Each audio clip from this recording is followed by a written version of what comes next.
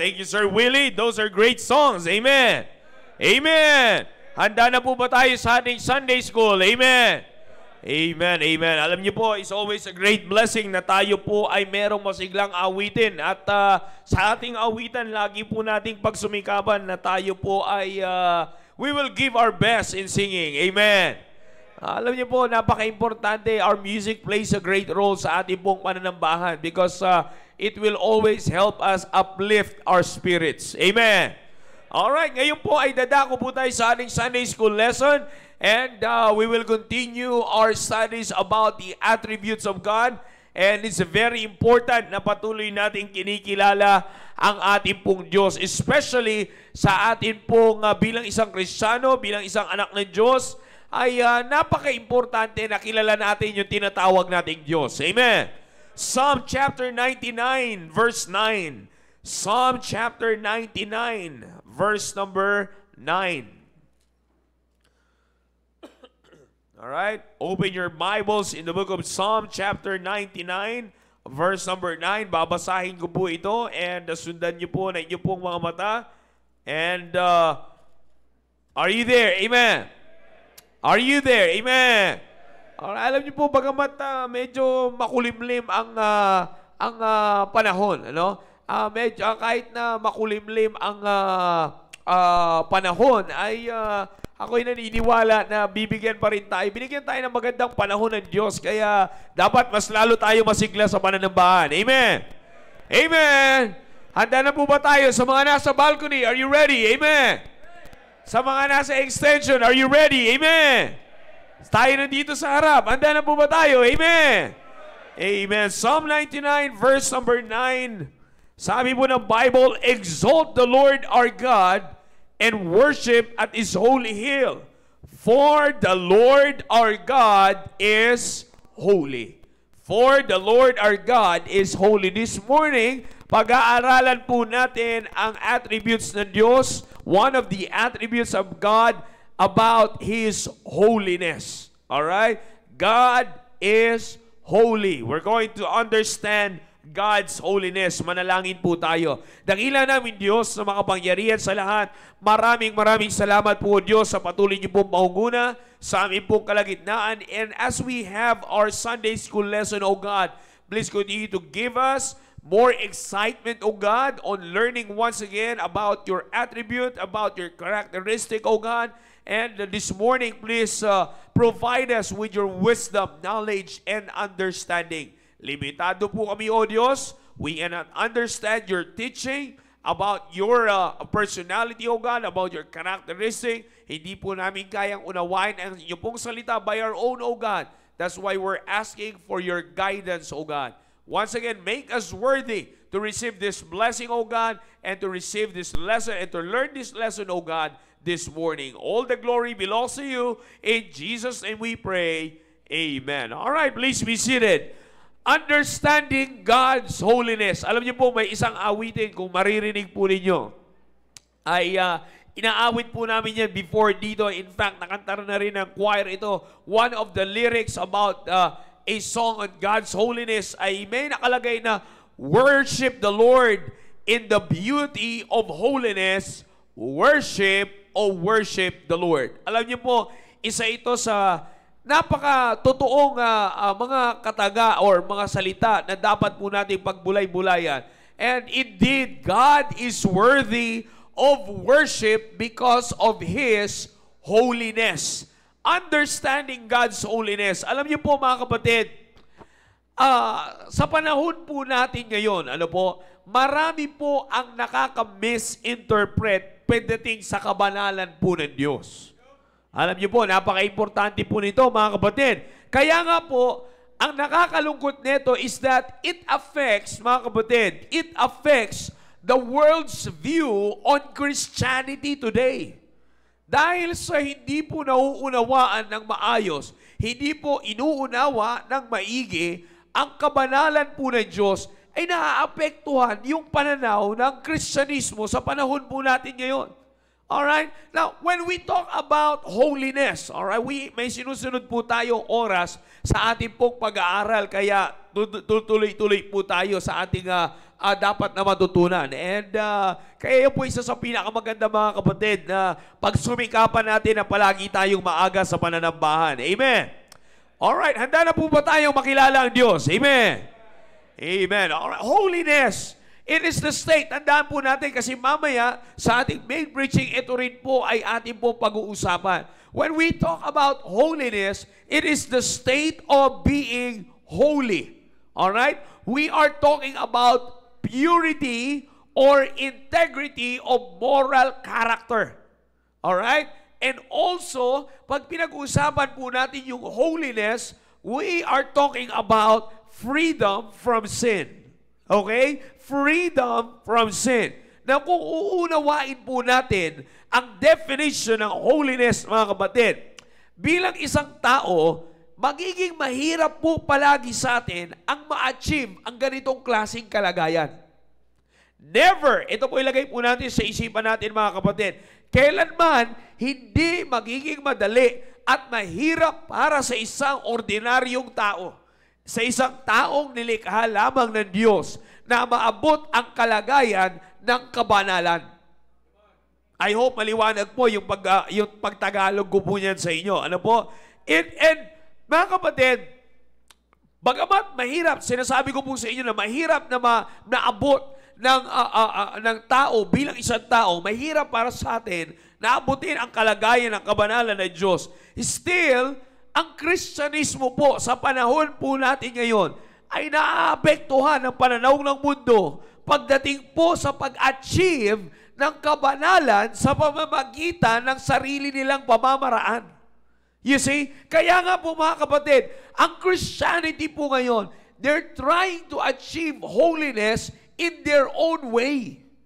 You see? Kaya nga po makikita po natin, this is the very reason why instead of being able to live in holiness, ang mga tao tuloy, we end up living in hypocrisy. You see, I hope na naunawaan niyo po yung pinag-uusapan po natin. Amen. Alright? I hope naunawaan niyo po ito. Wala pong mahirap intindihin dito po sa pinag-uusapan natin, mga kapatid. And kaya nga mga kapatid, ako po sinasabi po ito sa inyo. And because this most prominent attribute ng Diyos, ito po mga kapatid, ay ipinapakita po sa Biblia, both in the Old and in the New Testament, mga kapatid. Ito po ay pinapakita ng maliwanag yung prominenteng attributes ng Diyos na ito, which is His holiness. In fact, bagamat pinag-aaralan po natin, mga kapatid, ano po? Pinag-aaralan natin yung ibang attributes ng Diyos. Napag-aralan po natin dito that God is sovereign God. Napag-aralan po natin that God is, pinakita ko po sa inyo, yung omnisciency ng Diyos. Yung, we also learned from this, from our church, that God is omniscient, omnipresent, omnipotent. You see? Pinag-aralan po natin yan. Gayon po mga kapatid, ang holiness po ng Diyos, ito po kagandahan, maunawaan po natin.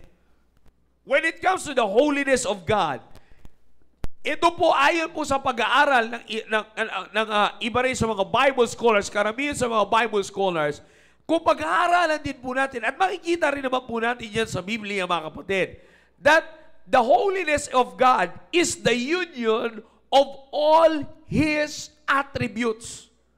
Yan ang matindi sa holiness, mga kapatid. Kaya nga sabi ko sa inyo kanina, napakahirap abutin ng isang tao ang kalagayan ng kabanalan ng Diyos by their own, sa sarili po nating pamamaraan.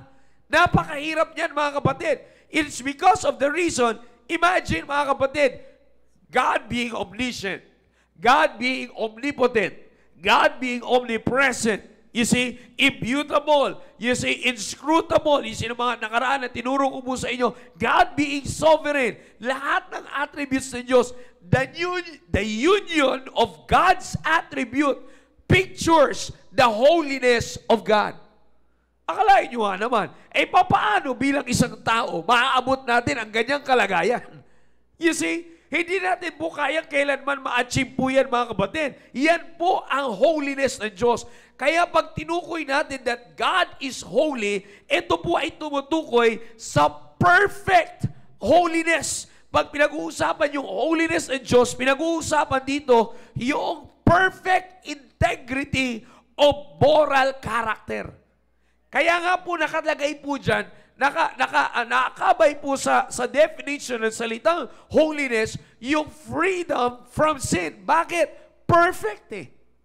You see, perfect. When it comes to perfect integrity of moral character, ang makaka-achieve lamang po niyan ay walang iba kundi ang Diyos. You see, because para ma-achieve yan ng isang kataas-taasang persona, kailangan na dyan yung iba pang bumubuong attributes na Diyos. You see that? Kaya matindi po, pag pinag-usapan natin yung kabanalan ng Diyos, hindi lang ito basta-basta pwedeng address, alam mo, naniniwala ako na si Lord is a holy God. Naunawaan ba talaga natin yan pag in-address natin yan?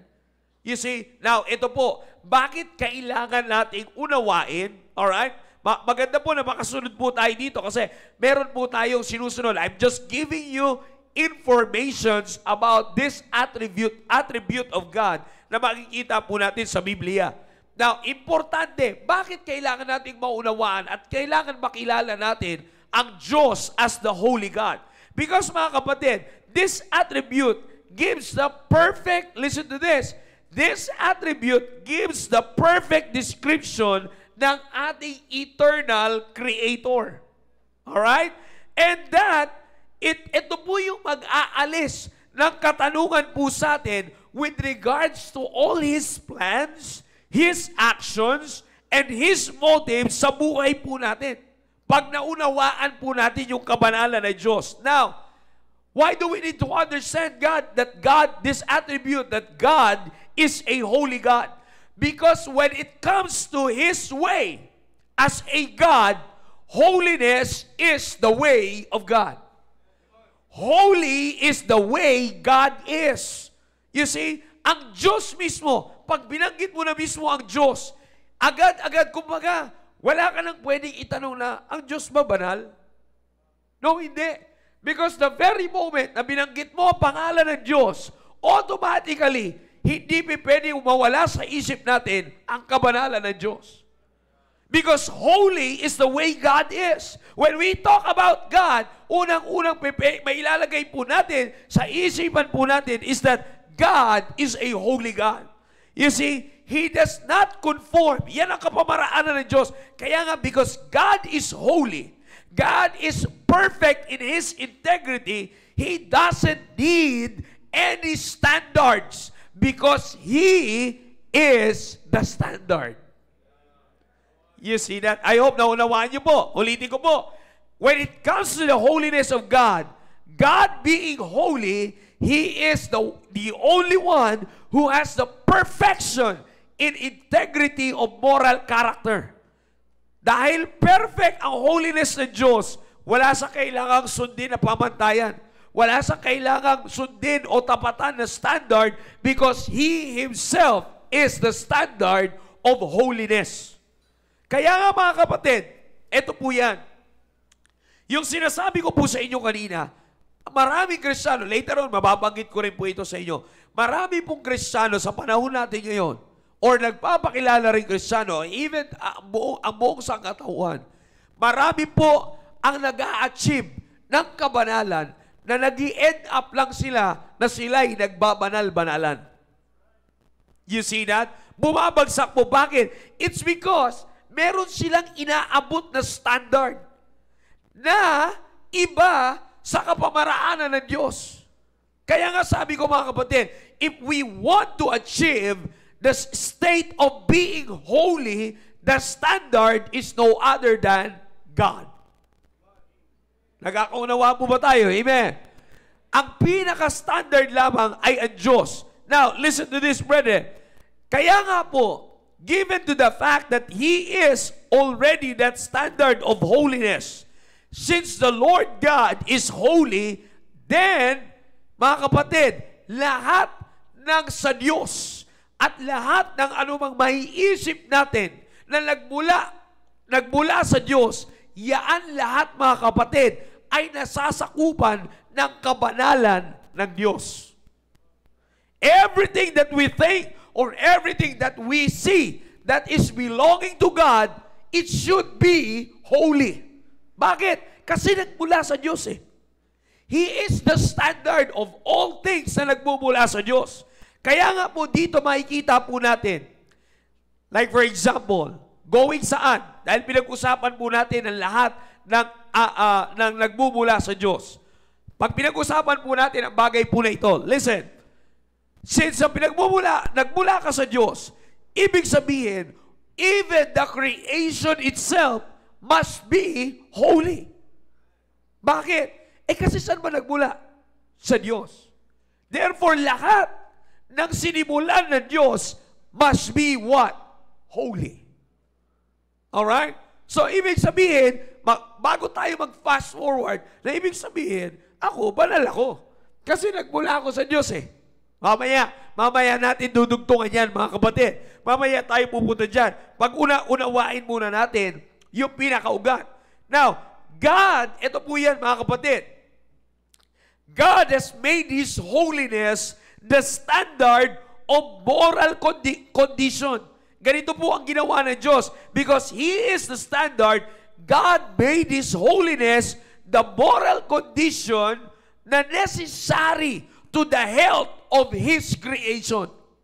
You see? Necessary to the health of His creation. Because mga kapatid, nung sinimulan ng Diyos ang lahat ng Kanyang nilikha, ang Kanyang pinaka-concern is the moral health. Tandaan niyo po yan. Kasi mamaya, sa main preaching, babanggitin din po natin yan. The first concern of God, when it comes to His creation, is the moral health. Okay? It is the moral health.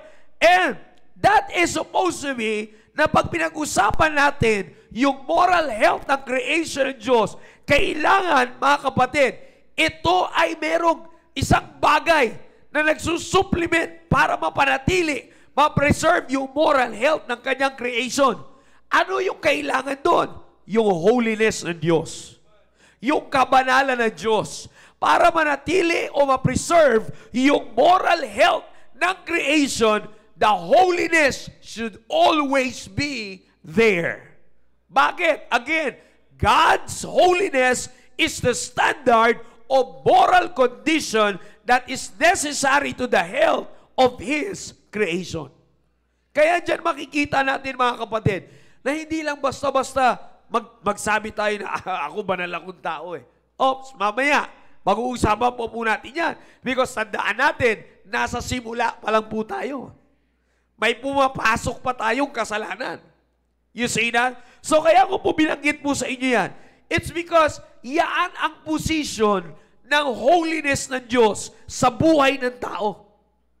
You see, na kailangan po nating maunawaan para hindi natin nilalaro yung kabanalan ng Diyos. You see, sabi ko nga po sa inyo kanina, marami ng tao ngayon, hindi nila nauunawaan yung tinatawag na kabanalan ng Diyos, kaya basta-basta lang nilang paglaruan. In fact, hindi na nga po pinaglalaruan, kundi hindi na mindful ang tao ngayon sa holiness ng Diyos.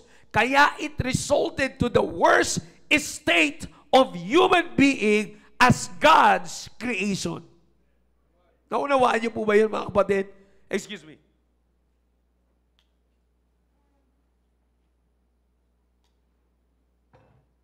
Kaya mga kapatid, bumagsak po tayo sa isang kalagayan na hindi ka nais-nais is because human being, naging hindi tayo naging aware. Hindi tayo nawala yung awareness natin sa holiness ng Diyos. Kaya nga mga kapatid, sabi ko nga po sa inyo, anong nangyayari sa tao ngayon? Dahil hindi nila nauunawaan ang position ng attribute ng Diyos about His holiness, His holy attribute. Dahil sa hindi nauunawaan ng tao ito, kahit na sinong nagpapakilala pang Kristiyano, you see, kahit na sa atin na nasa loob ng auditorium po na ito, we might end up living in hypocrisy. You see, napaka-importante po niyan. Kaya tandaan po natin, yan po ang position ng holiness ng Diyos. God's holy attribute. Alright? The holiness, the holy attribute of God, yan po yung standard ng moral condition ng kanya pong creation. Kaya nga mga kapatid, at the very beginning, whatsoever is holy is healthy. Yan ang tandaan po natin. From the very beginning of God's creation, whatsoever is holy is healthy. Why? Because it is freedom. It is still pure. You see, it's still in the state of perfect purity. You see that? Yan po ang dapat po natin maunawaan. Kaya nga po, paano po alam niyo po, from the very word itself, ng salitang, kanina dinefine ko po sa inyo yung holiness, but the very word itself of the word holy, makikita po natin mga kapatid, na ito po ay kaya po sinasabi dito na ito po ay healthy. Because the English word holy, it is derived from the Anglo-Saxon na ang ibig sabihin po ay halig. Alright? Halig. Na yung word na halig ay compound word po yan. Na yung first word, yung first syllable ng word na halig of the word holy, ang ibig sabihin po niyan is well or whole. Buo. Alright? Maayos at buo. Kaya nga po, yun yung sinasabi na nagbibigay sa atin ng meaning that whatsoever is holy, it is all well. Whatsoever is holy, it is all whole. Buo.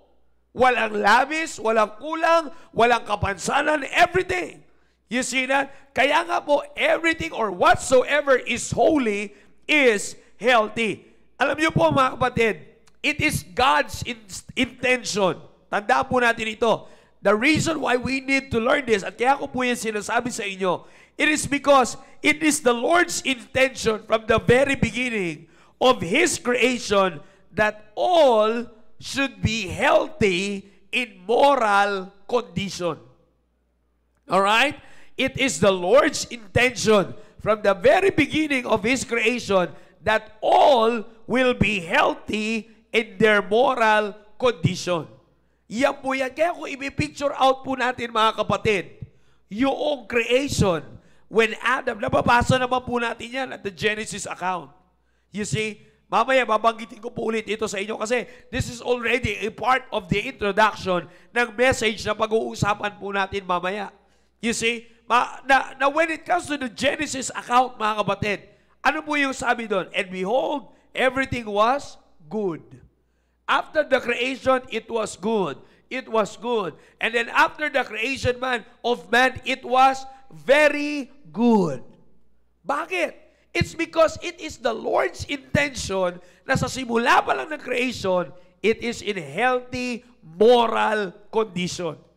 Kaya nga mga kapatid, pagdating po sa Biblia, makikita po natin mga kapatid na sa Biblia, there are emphasis, there are verses, there are scriptures na makikita po natin na nagbibigay emphasis on God's holiness.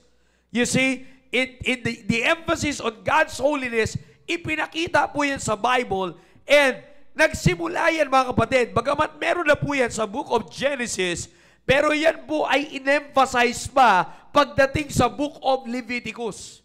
Because pag pinag-usapan po natin ang holiness, one of the books in the Bible, ito po yung tinuturo namin sa Bible School. So kaya para tayo nag-aaral dito sa Bible School, meron kayong subject na panggabi at subject ng pang-BSIT. Amen. Amen. You see? Para sa mga alumni, i-review tayo. Alright?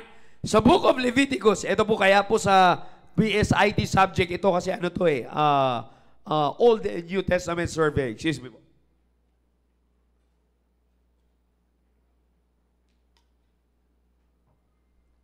Yeah, ito po yung nasa Old and New Testament survey. Now, again, when it comes to the books in the Bible, the book of Leviticus and its parallel book is the book of Hebrews. Alright? Yan po dalawa na yan mga kapatid ay laging may kinalaman pagdating sa holiness. Bagamat the whole book itself, the whole Bible itself, meron naman. Pero ang nagbibigay ng more emphasis sa Old Testament is the book of Leviticus. Alright? It is the book of Leviticus. Now, sa book of Leviticus, actually, marami tayo makikita. Babanggitin ko rin, meron din tayo sa book of Exodus, and then later on, meron din tayo mababanggit pagdating sa book of, sa New Testament books. Pero hindi ko na po yan babasahin sa inyo, mga kapatid. May ilan-ilan lang na ibibigay ko po sa inyo. So when it comes to biblical emphasis on the Bible or yung biblical emphasis of God's holiness, mga kapatid, makikita natin that the holiness of God is being emphasized first when it comes to direct commandments. 4 po yan.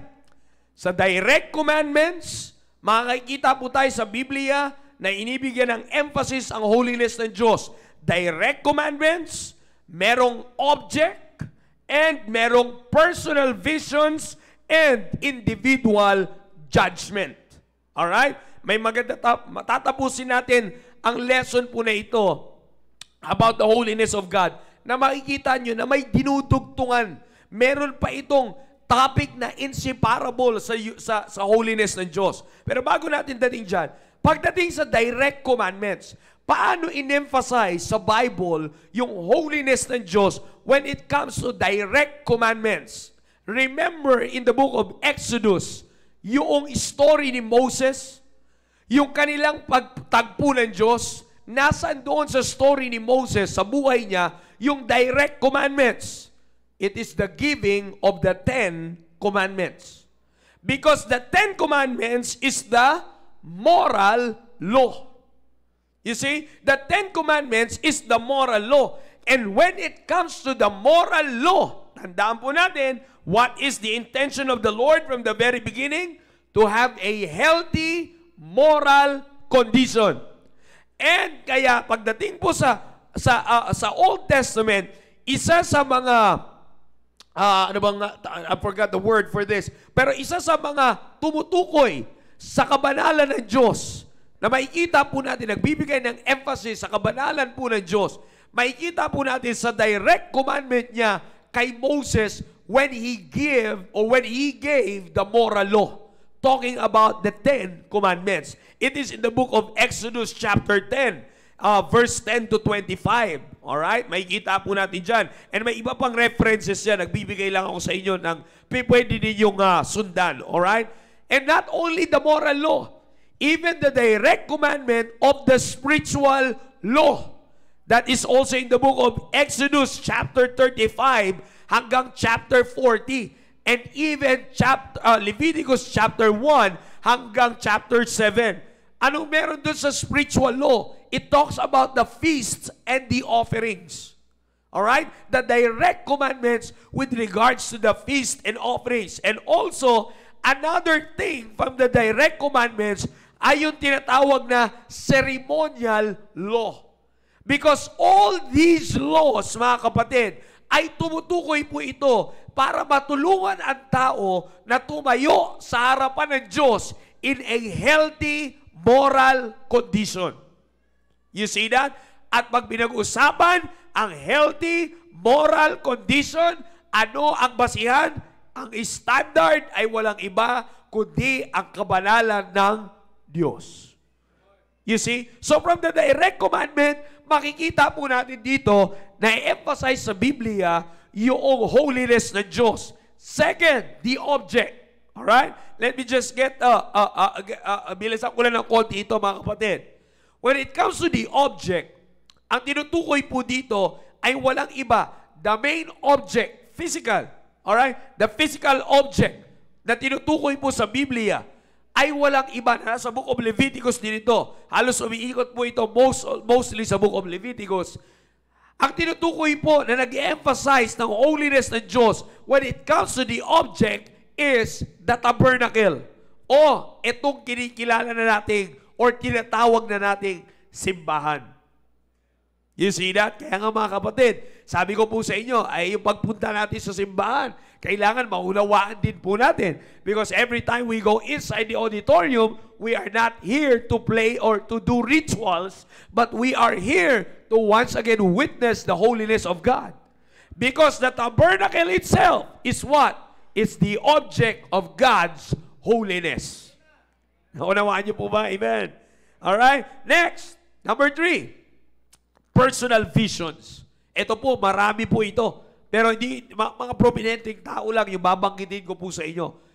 God's holiness in the Bible is also emphasized when it comes to personal visions. Sino-sino yan? Binanggit ko po sa inyo kanina, vision ni Moses. Meron pa po Exodus chapter 33. Meron pa po yan kay Isaiah. Isaiah chapter 6 verse 1 to 5. And yung vision ni Daniel in chapter 7 verse 9 to 14. And also the vision of John in Revelation chapter 4 verse 8 to 11. Lahat po itong mga prominenteng tao na ito sa Biblia, lahat po sila mga kapatid ay binigyan ng Diyos ng vision. And kung babasahin po natin, hindi ko na po babasahin, but if you're going to follow these verses in the Bible, makikita nyo po sa mga kataga po na yan, sa mga talata po na yan, kung paano binibigyan ng emphasis yung kabanalan ng Diyos through personal visions. And the last is the individual judgment. Ito po yan. Ito po yung napaka-importante po na makita po natin.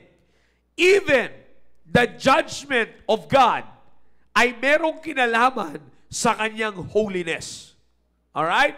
But before I proceed to that, yung individual judgment na makikita po natin sa Biblia, alright? Some of it, nababanggitin ko po sa inyo, it emphasizes the holiness of God. Kaninong individual judgment po ito? In Leviticus chapter 10, verse 1 to 3, makikita po natin dyan, si Nadab and Abihu, when they offer a strange fire. Alright? Makikita po natin yung judgment dyan ng Diyos. Si Korah, because of his rebellion, because of the rebellion ni Korah, in Numbers chapter 16, nagkaroon din dyan, na-emphasize din dyan, yung holiness ng Diyos. Pagdating po kay Uzziah, because si Uzziah, he intruded the office of the priest, kaya binigyan din siya in 2 Chronicles chapter 26.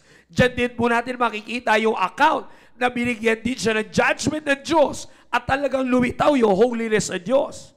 You see, when it comes to the book of Acts chapter 12, verse 20 to 23, it's all about Herod. Ano naman meron kay Herod? Because of his blasphemy towards God. You see? So itong mga tao na ito ay naka-experience po sila ng individual judgment that emphasizes the holiness of God. You see? Now, pag pinag-usapan natin yung judgment, dito po tayo magtatapos. Alright? Bakit ko sinabi sa inyo kanina na merong kinalaman yung judgment ng Diyos when it comes to the holiness of God? Because tandaan po natin, babalik ko po kayo ulit para hindi nyo makalimutan. The intention of the Lord is for His creation to have a healthy moral condition. Alright? But the presence of sin, eto na, the presence of sin has become the moral sickness of His creation. Naunawaan niyo po?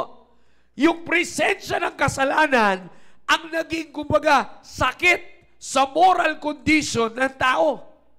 Kaya nga, from the very beginning, we are created holy and we are attached to the holiness of God. But because of the presence of sin, nawala po tayo doon. You see, nagkaroon tayo ng karamdaman, kumbaga. Nagkaroon tayo ng sickness. Nagkaroon tayo ng virus morally. Ano yun? Dulot ng kasalanan. Kaya nga mga kapatid, that presence of sin affects God's creation na naglagay po sa ultimate death ng tao. Of course, alam natin, very familiar passage for that. For the wages of sin is death. You see, the reason kung bakit nagkaroon po ng ganyan, because that has been the judgment of God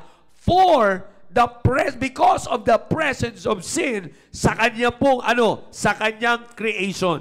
Kaya nga po mga kapatid, the wrathful judgment in the history of mankind, the wrathful judgment in the history of the world lagay po natin sa isipan natin, as recorded in the Bible, it is the holy act of God when it comes to preservation.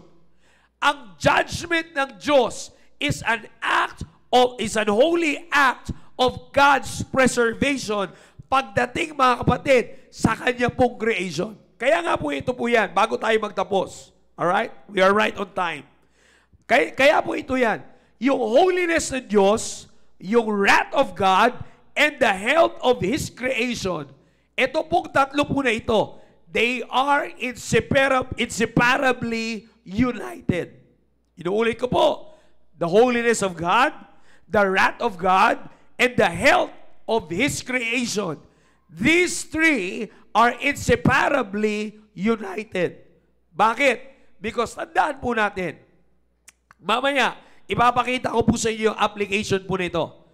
Makikita po, tandaan po natin kung bakit inseparably united ang tatlo po na ito. Because merong plano ang Diyos sa kanyang creation. Paalala ko lang po sa inyo, nabanggit na po ito natin dati dito sa pulpito.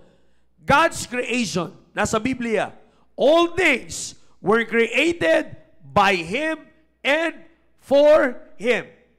May purpose. You see, all things are created by Him and kaninong purpose? Not for ourselves. But the very purpose is for Him. Kaya nga, if the very purpose of creation is for Him, then kailangan yung moral condition healthy. You see, bakit? Para kanino yung kanyang nilikha? Para sa Kanya. Para sa isang banal na Diyos. Therefore, anuman ang para sa banal na Diyos, hindi pwedeng unholy. Naunawaan niyo po? You see, hindi pwedeng mag-present tayo ng isang bagay sa banal na Diyos ng isang hindi banal na bagay. Bakit? Of course, common sense. Hindi naman po match. You see, hindi po yan nagtatagpo. Hindi pwede na yung holy God ay bibigyan mo ng unholy thing. Kaya nga po doon sa binanggit ko po sa inyo kanina, merong direct commandments about moral law, spiritual law, at ceremonial law. Bakit? Para po yun lahat ay masundan ng tao. Kasi nung binigay po yan sa tao, may kasalanan na eh. Nagkasala na yung tao eh.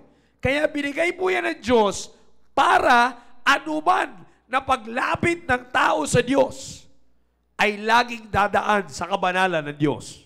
Bakit? Because kailanman, mga kapatid, hindi na babagay at hindi na nararapat na tayong tao ay lumapit sa banal na Diyos nang hindi tayo banal.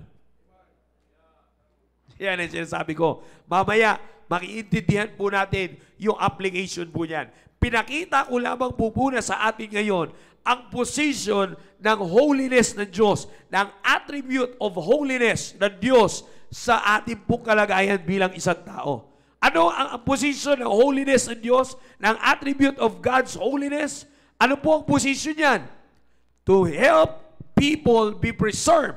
To help His creation be preserved. Saan? Sa healthy moral condition. Kaya ngayon po, tinan niyo po, tapos na po tayo. Alam niyo po, dahil hindi na unawaan ito ng maraming tao, nakakalungkot. Kasi, ang ginagawa ay parang ginagawang pananggalang sa kasalanan. Na kung naunawaan niyo po, ibig ko sabihin, para lang takpan yung kanyang kasalanan, magbabanal-banalan. Naunawaan niyo po, mga kapatid, yan ang sakit ng tao ngayon. Anong mangyayari? Oy, pambira. Tinan nyo, hindi ko nakalimutan ko na eh. Pag Disyembre, parang matakpan yung kasalanan na gagawin sa buong Disyembre, anong gagawin? Buong Disyembre ng gabi, magsisimbang gabi. Para bago gumawa ng kasalanan, banal. Tinan niyo po, ano pang isa yan? Mamaya, babanggitin ko rin po ito ulit para meron lang tayong pay-per-view. You see, tinan niyo po, yung tinatawag nating Holy Week. Maraming gumagalaw, maraming gumagawa ng kanya-kanyang penitensya. Pero pagkatapos, anong papamanhin? Alak din. Para hindi mo maramdaman yung palo, dapat lasing. You see? So anong nangyayari ngayon? Pinantatakip ang kabanalan sa kasalanan. Na hindi natin nauunawaan, kaya merong kabanalan ang Diyos para tayo ay ma-preserve against sa kasalanan. Pag-uusapan po natin yan mamaya. Amen! I hope naging tulong po itong lesson po na ito sa bawat isa po sa atin. Again, let's all set a place. Again, mga kapatid, napaka-importante na pumapasok tayo sa simbahan na kilala mo ang Diyos mo.